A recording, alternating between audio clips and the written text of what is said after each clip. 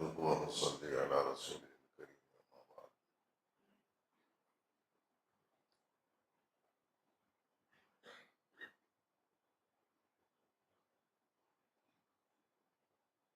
معزز حاضرین، قیام انسانیت کے نام سے بہت واضح بات ابھی آپ حضرات نے سنی،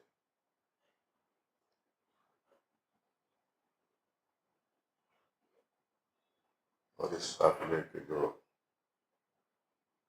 روح رواں ہیں اس وقت کے مہمان خصوصی انشاءاللہ اس موضوع پر آپ حضرات ان سے سنیں گے۔ ضابطے کی تکمیل کے لیے مجھے بھی چند کلمات کہنے ہیں۔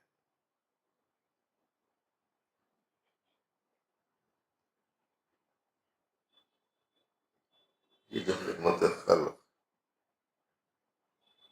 اللہ کے بندوں کی خدمت کی بات کہی جا رہی ہے،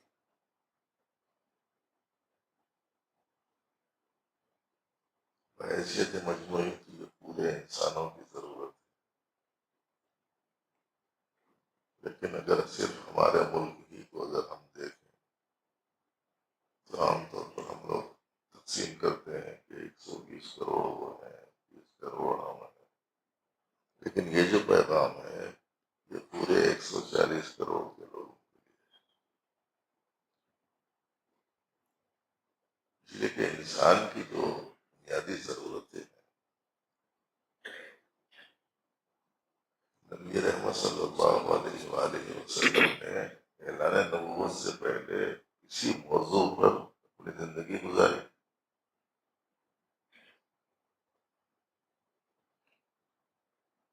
یہ بات آپ حضرات نے سنی ہوگی کہ جب سب سے پہلے وہی نازل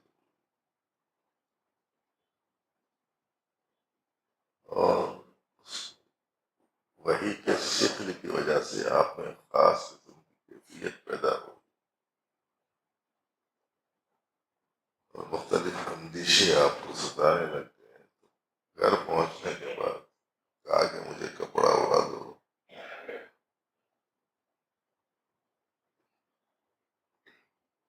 مجھے اپنے بارے میں خطرہ لائے، خدشہ لائے۔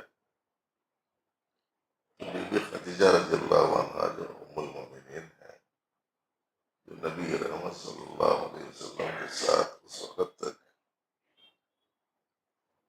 15 سال آپ علیہ السلام کے ساتھ گزار چکی تھی، انہوں نے جو کلمات کہے اس سے سمجھ میں آتا ہے کہ آپ پہلے کیا کرتے۔ اس میں انہوں نے فرمایا کہ آپ رحمی رشتوں ناتوں کو جوڑے رکھتے،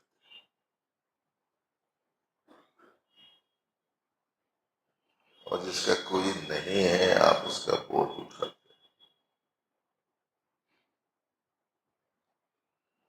جس کے پاس کچھ نہیں ہے آپ اس کے لیے کماتے۔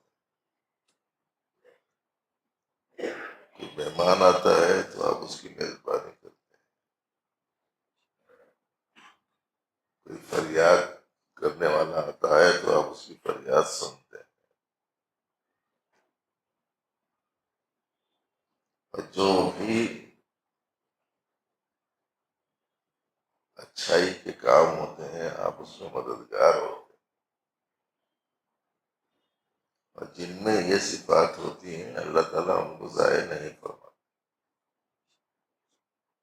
یہ کہہ کے تسلی دی، ابھی نبوت کا اعلان لوگوں کے سامنے آیا نہیں،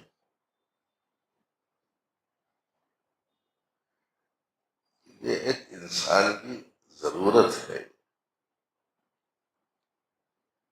بحیثیت مجموعی ہر انسان کو اس سلسلے میں ان صفات کو اپنے اندرون میں لانے کا اہتمام کرنا چاہیے، اور یہی وہ صفات و خدمات تھیں جس کے نتیجے میں لوگوں نے حق کو آہستہ آہستہ قبول کرنا شروع کر دیا، اور وہ سخت ترین لوگ، یہاں کے لوگوں کی سختی وہاں کے لوگوں کی سختی کا اندازہ لگانا مشکل ہے، یہاں کچھ بھی نہیں ہے سختی اس کے مقابلے میں جو ان لوگوں میں، اس سخت ترین ماحول میں آہستہ آہستہ نمایاں تبدیلیاں آنا شروع ہوئی. یہ تبدیلیاں کیسے آئیں؟ یہ خدمت خلق کے ذریعے سے آئی، لوگوں کی ہمدردی خیرخواہی کے ذریعے سے آئی. یہ انسانوں کو ایک دوسرے کے کام آنے سے آئی. اور جب یہ آتی ہیں تو پھر آہستہ آہستہ نفرتیں محبتوں میں تبدیل ہوتی ہیں، دوریاں قربتوں میں بدلتی ہیں، غلط فہمیاں زائل ہوتی ہیں، بدگمانیاں ختم ہوتی ہیں، ہمدردیوں کا مزاج پیدا ہوتا ہے. اور ہمارے موجودہ ملک کے حالات میں ہم نے جو کام نہیں کیا وہ یہی نہیں کیا کہ وہ جو اسلام کی خصوصیات تھے، وہ اسلام کے کمالات تھے یا اسلام کی خوبیاں تھیں، اس سے ہم نے لوگوں کو متعارف کرایا ہی نہیں. ہر مسلمان کو کم از کم اسلام کو کا تعارف کرانے والا بن جانا چاہیے. اسلامی اخلاق کا، اسلامی اوصاف کا تعارف کرانے والا بنے. اس لیے کہ لوگ باتوں سے متاثر نہیں ہوتے، کام سے متاثر ہوتے. اور یہ کام ہمارے قیام انسانیت کے ذمہ داران کی طرف سے مختلف ریاستوں میں جاری ہے. اس پیغام کو لے کر یہاں بھی وقتاً فوقتاً حیدرآباد میں پروگرام ہوتے ہیں. لیکن جو چیز ہم لوگوں کو توجہ کرنے کی ہے وہ یہ کہ ہم اس کا حصہ کیوں نہیں بن. مجھے اس سے جڑنا چاہیے، مجھے اس کا حصہ بننا چاہیے. ہم سب مل کر اگر کوئی کام کریں گے تو انشاءاللہ العزیز بہت زبردست کام ہوگا.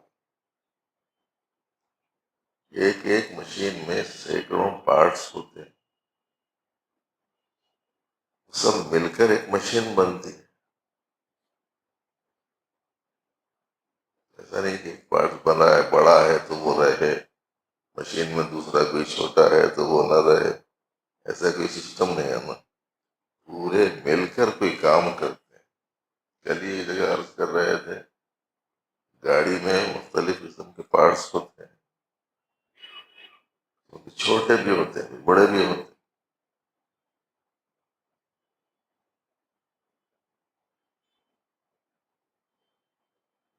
اور حضرت حکیم اختر صاحب رحمۃ اللہ علیہ انہوں نے بتایا تھا کہ گاڑی پوری اچھی تھی،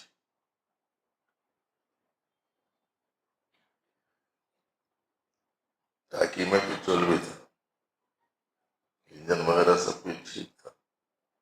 صرف یہ بیچ کا جو پائپ رہتا ٹانکی میں سے انجن تک آئل پہنچانے والا، اس میں کچرا آ گیا تھا، گاڑی فیل ہو گئی تھی. اور اگر وہ پائپ ہی نہ رہے جیسے کم لگے تو کوئی چیز چھوٹی کوئی چیز بڑی ہو سکتی ہے اپنی ساخت میں اپنے نوعیت میں، لیکن سب مل کر پھر کار بنتی. آج ہم لوگ بیکار کہہ ہیں اس واسطے کہ کوئی پارٹس بننے کو تیار نہیں.